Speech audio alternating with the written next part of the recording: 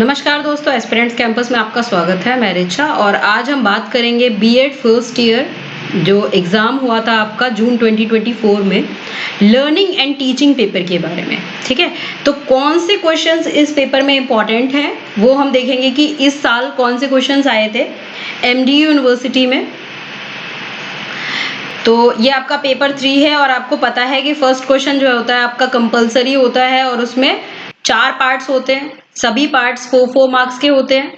तो इसमें सबसे पहले तो देखिए, what do you mean by reflective level of teaching. ठीक है, तो डिफरेंट 2-3 लेवल ऑफ टीचिंग आपको दिए हुए हैं।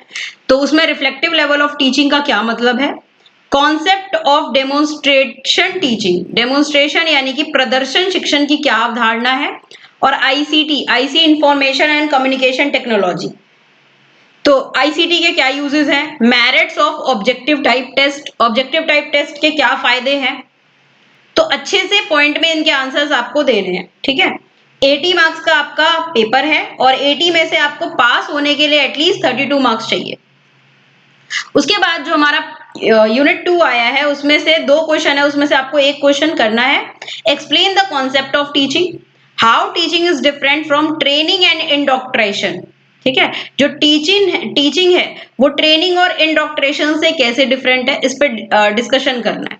तो पहले आप पढ़ लीजिए इंडोक्ट्रेशन होता क्या है, ट्रेनिंग क्या होता है, ठीक है, और टीचिंग क्या होता है। इन तीनों की आपको डेफिनेशन पता होगी, फिर आप बीच में लाइन डाल के ट्रेनिंग और इंडोक्ट्रेशन दोनों को आप अलग अलग तरीके से डिफाइन करेंगे। ट्रेनिंग का तो मतलब है जो काम हम करके सीखते हैं, है ना, उसको कहते हैं ट्रेनिंग करना, और वो प्रैक्टिकल होता है। ट्रेनिंग जो होता है वो प्रैक्टिकल में होता है। इंडोक्ट्रेशन में आई थिंक होता है कि अपने धर्म के बारे में जो शिक्षा देते हैं ना, उसको कहते हैं इंडोक्ट्रेशन। तो इसके बारे में आपको पढ़ना है। ठीक है, उसके बाद what do you mean by theories of teaching, theories of teaching से आप क्या समझते हैं, describe formal and descriptive theory of teaching. Unit 2 आपका आता है what do you mean by teaching model, teaching model से आप क्या समझते हैं। कई सारे टीचिंग मॉडल डिफरेंट डिफरेंट जो हमारे साइकोलॉजिस्ट थे उन्होंने दिया। ठीक है, तो उससे हमको देखना है, समझना है, उसके बारे में लिखना है। Describe various elements of teaching model, explain with reference to concept attainment model. ठीक है, तो ये थोड़ा सा एक इंपॉर्टेंट और टफ क्वेश्चन है, इसको अच्छे से प्रिपेयर करना है आपको। ब्रेनस्टॉर्मिंग क्या होता है, ब्रेनस्टॉर्मिंग होता है कि भाई सोचना बहुत ज्यादा, मतलब ध्यान से एनालिसिस करना, सोचना किसी चीज के बारे में अपने आप से। तो ये होता है कि ग्रुप वगैरह बना के बच्चों को हम कोई क्वेश्चन दे देते हैं और बोलते हैं आप सोच के इसका आंसर निकालिए, केस स्टडी दे देते हैं कोई। ठीक है, तो इसको एक्सप्लेन करना है डिटेल में, it's uses in teaching, teaching में इसके क्या यूज है। कंस्ट्रक्टिविज्म क्या होता है, explaining the concept, describe the planning and development of learning experience. Concept को एक्सप्लेन करना है और डिस्क्राइब करना है क्या प्लानिंग और डेवलपमेंट है लर्निंग एक्सपीरियंसेस को लेके, यानी कि निर्मितिवाद क्या है, इसकी अवधारणा स्पष्ट करते हुए नियोजन और विकास के लिए अधिगम अनुभवों का वर्णन कीजिए। उसके बाद है फ्लैंडर्स के इंटरेक्शन एनालिसिस सिस्टम के मेरिट्स और डीमेरिट्स बताइए।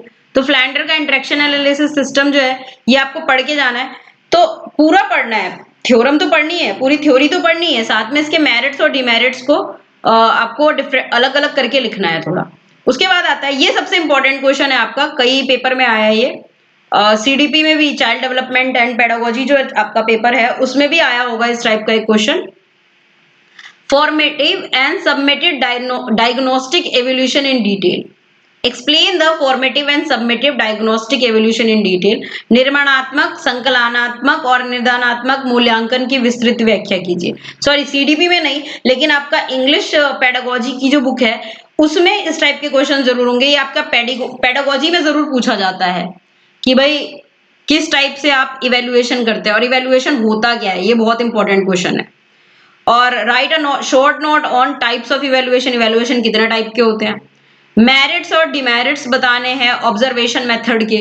ठीक है, तो ये आपका इस साल का क्वेश्चन पेपर था। देख लीजिए आप किस टाइप के क्वेश्चन पूछे जा रहे हैं। पेपर उतना ज्यादा टफ नहीं है, बट आपको जो है अच्छे से पॉइंट में, अगर आपके कॉन्सेप्ट क्लियर होंगे तो आप अच्छे से लिख पाएंगे, तो पेपर जरूर क्लियर होगा। ठीक है, बहुत सारे बच्चों की जो री एग्जाम आ गई है इस बार, तो वो इसी वजह से आई है क्योंकि उन्होंने हो सकता है वो पॉइंट्स ना लिखे हो जो एग्जामिनर को चाहिए चेक करते टाइम पे। ठीक है, तो बहुत ध्यान से आपको सारा पढ़ना है, प्रिपेयर करना है, अभी से स्टार्ट कर दीजिए।